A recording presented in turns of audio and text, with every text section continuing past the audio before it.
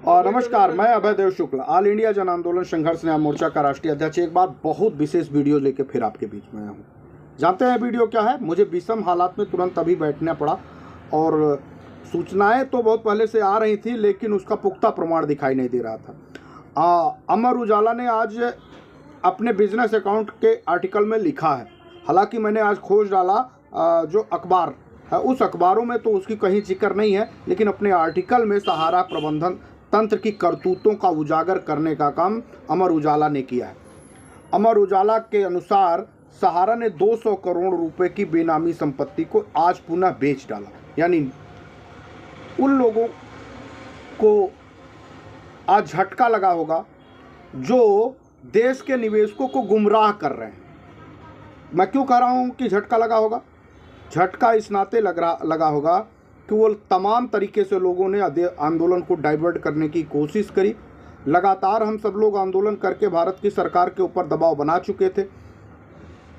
भारत की सरकार ने उनकी संपत्तियों की पूरी रिकॉर्डिंग कहीं ना कहीं अपने तंत्रों के मामले से कलेक्ट कर चुकी थी और कार्यवाही शुरू हो चुकी थी। 5,000 करोड़ रुपए की पहली धनराशि के रूप में सहारा प्रबंधन तंत्र के खातों से निकाल लिया गया था, यानी सहारा सेबी के अकाउंट से निकाल के बाहर कर लिया गया था। लेकिन इस मामले को लंबा खींच दिया जाए, इसके नाते सहारा प्रबंधन तंत्र ने आंदोलन को कमजोर करने के लिए, लोगों को डाइवर्ट करने के लिए कुछ जिम्मेदारियां किसी को सौंपी और लोगों को गुमराह किया गया कि अब हम सब लोग पीआईएल के रास्ते से देश के निवेशकों का भुगतान लेंगे।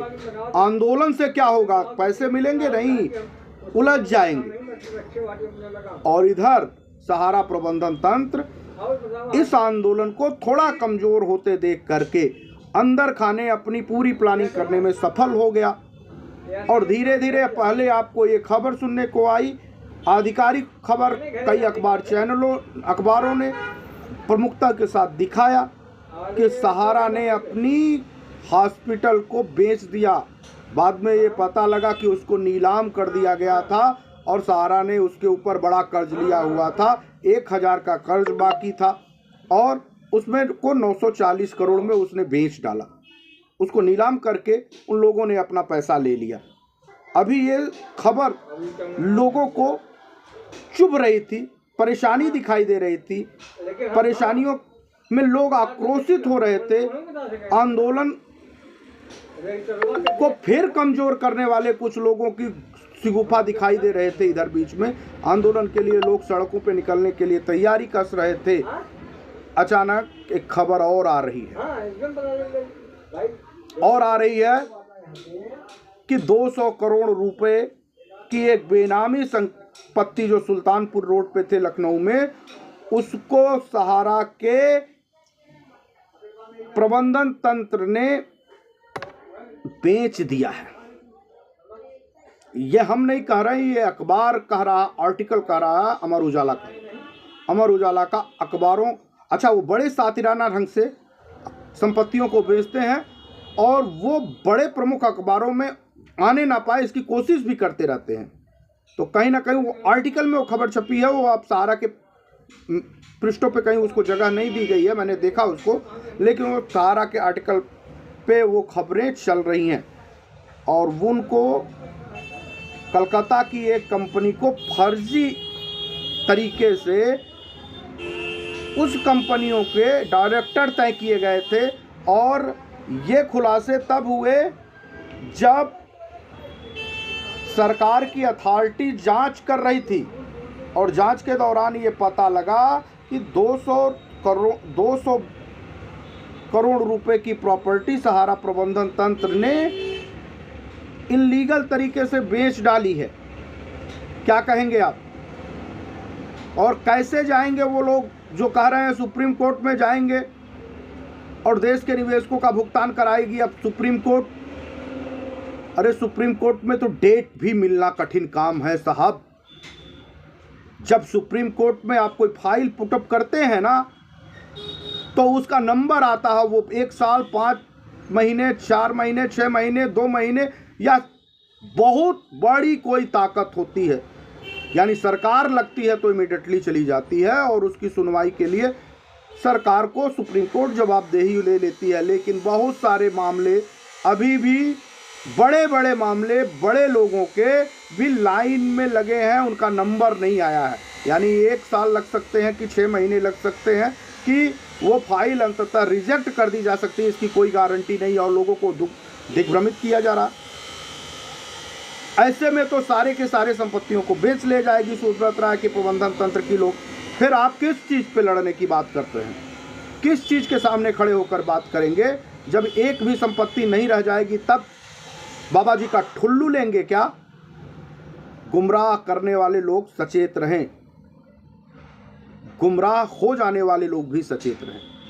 धीरे धीरे करके सारी संपत्तियों को बेच करके सुब्रत राय के तमाम वो शागिर्द अपने आप को सेव करते हुए निकल जाएंगे और आपके हाथ में सिर्फ इंतजार रह जाएगा। तारीख मिलना भी नामुमकिन सा दिख रहा है कि हम ये कहें कि तारीख पे तारीख मिलेगी। तो हमारे पास चूंकि सरकार को घेरने के अलावा कोई विकल्प नहीं है, दबाव बनाने के अलावा कोई विकल्प नहीं है, तो दिल्ली की तरफ रुख करने वाले लोगों को रोकने वाले लोग कान खोल के सुन लो। हम हैं तो लड़ रहे हैं, और जिस दिन ये आंदोलन बंद हो गया ना, उस दिन तुम्हारे घरों पे ताले लटक जाएंगे और तुमको अपने घरों से भागना पड़ेगा। बीवी बच्चे परिवार को छोड़ करके भागना पड़ेगा। जिस तरह से तुम लोग आंदोलन को डाइवर्ट करने के लिए वो सारी चालें चलते हो प्रबंधन तंत्र के साथ, वो बेची, तुमको पता लगा क्या? हिस्सा मिल गया तुमको क्या? तुमको ढेला उखाड़ के नहीं देगी सहारा प्रबंधन तंत्र। ढेला किसी भी कार्यकर्ता को अगर ये गुमराह हो रहा हो और जो लोग उनको गुमराह कर रहे हो, ये बात कान खोल के सुन ले कि वो बड़ी लोग जो सातिराना तरीके से देश के निवेशकों का पैसा लूटने का पूरा उपक्रम बना चुके हैं।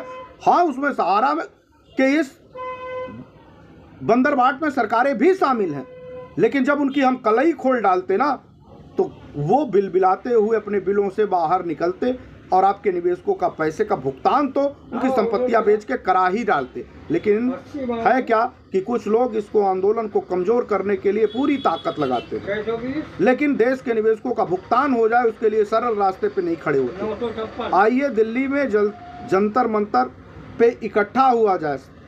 अभी हमारे पास समय है। मैं आज आपसे स्पष्ट रूप से कहता हूं कि अगर आपने अपने पैसे के लिए बड़ी लड़ाई लड़ने के लिए अपने घरों से कदम नहीं निकाला, तो निश्चित तौर पे ये लड़ाई तो अंतिम है, लेकिन उसके बाद तमाम देश के निवेशक और कार्यकर्ताओं में वर्ग संघर्ष की स्थिति अगर पैदा होगी तो उसके जवाबदेही और जिम्मेदार तो आप ही होंगे ना। किसी सरकारों को, किसी सिस्टम को और कानून को क्यों दोष देते हैं? कभी भी आप सभी लोगों ने 1 लाख लोगों से ज़्यादा की संख्या एक जगह इकट्ठा होकर के भारत की सरकार के ऊपर दबाव नहीं बनाया, और जब दबाव बनाने की बारी आई तो तमाम ऐसे लोग जो है सारा प्रबंधन तंत्र के हाँ में हाँ मिलाते हुए कभी पोर्टल के नाम पे तो कभी PIL के नाम पे लोगों को गुमराह करते हुए दिखाई दिए। लीजिए, आज एक सूचना आपके पास और आ गई। कल हो सकता है उसकी तमाम अखबारों में खबरें भी प्रकाशित हो जाएं, आर्टिकल में तो छपी चुकी हैं।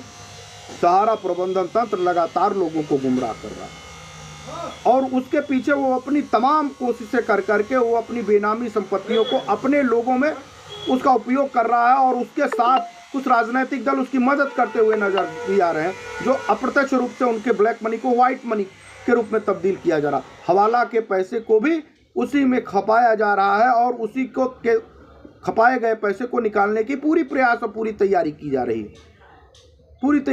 रही है। उसमें कोई भी दल बाकी नहीं है। सबसे बड़ी बात यह है कि कोई दल बाकी नहीं है। बहुत बड़े IAS, IPS, इंजीनियर, तमाम न्यायालयों में बैठे लोग सब के सब रंगे सियार हैं। सबके हाथ देश के करोड़ों निवेशकों के भावनाओं के खून से रंगे हैं। सब लोगों ने बंदरबाट की योजना बनाई है, और अगर इसको पर्दाफाश करना है, इसके लिए लड़के अपने भुगतान के रास्ते सरल बनाने हैं, तो दिल्ली में 27 तारीख को जंतर मंतर पे आप सबको इकट्ठा होना ही पड़ेगा। तो साथियों, अभी भी समय है। मैं अंतिम बार कह रहा हूं कि सुधरिए और दिल्ली जंतर मंतर की तरफ 27 तारीख को पूरी तादाद में इकट्ठा होइए, जहां पे तमाम अखबारें खुलासा कर रहे हों और लोग आंदोलन के लिए संकेत दे रहे हों, फिर भी आप अपने घरों पर बैठे हैं, तो आप कहते हो कि पत्रकार के और पत्रकारों का धर्म नहीं बन पा रहा है कि आप निवेशकों की मदद करें। अरे जब हम संकेतों को ही नहीं समझ पा रहे हैं, वो रास्ते, जिन रास्तों को आपको चाहिए, उसके लिए नेशनल और इंटरनेशनल मीडिया तक ने भी सरकारों के कान खड़ा कर दिए हैं और दिल्ली के पुलिस प्रशासन में और दिल्ली की सरकारों में भी इस समय आपके आंदोलन को लेकर खलबली मची हुई है। तो निकलिए बंद मकानों से और जंग लड़िए बेईमानों से, दिल्ली के जंतर मंतर पे पहुंचिए, ताकि एक बड़ी लड़ाई को हम लोग वहां पे प्रायोजित करके भारत की सरकार को, सुब्रत राय की कंपनी के तमाम उन डायरेक्टरों को, तमाम उन प्रबंधन तंत्र के लोगों को बाध्य कराने में सफल हो पाए कि देश के निवेशकों का पैसा वापस करो और वापस करवा पाएँ। नहीं तो जो सार्वजनिक नहीं होगा वो बिक जाएगा, और जो बिक जाएगा वो आपके हिस्से में नहीं आएगा। एक भी रुपये आपके पे हिस्से में नहीं आ रहा। 940 करोड़ रुपए में 60 करोड़ रुपए तो अभी देनदारी उसकी बाकी ही थी, आप ही की संपत्ति बेच करके उसको पूरा किया होगा। निवेशकों के हाथ में क्या आया? आज 200 करोड़ रुपए बेच डाले, मामले प्रकाश में आ गए कि 200 करोड़ में से कितने लोगों का भुगतान हो गया। तो ऐसे ही तमाम संपत्तियों को बेच डालेंगे, आपके पास तक पता नहीं लगेगा। आइए निकलिए। मैं तो अभी ये सूचना आई तो बेहद शौक था और आपके ऊपर हंस भी रहा था, और आने वाले निकट भविष्य पे आपको लेकर दुख भी हो रहा था कि अगर ऐसे घर पे बैठे रहे तो ना जाने कितने घरों के परिवार के लोग तबाह हो जाएंगे और लोगों में वाफो की स्थिति में मारे जाएंगे वो लोग जिन लोगों का कोई गुनाह नहीं था। गुनाह सिर्फ इतना था कि उन्होंने अपनी रोजी रोटी के लिए भुगतान पैसे लेकर के सहारा प्रबंधन तंत्र के खाते में जमा कराया था।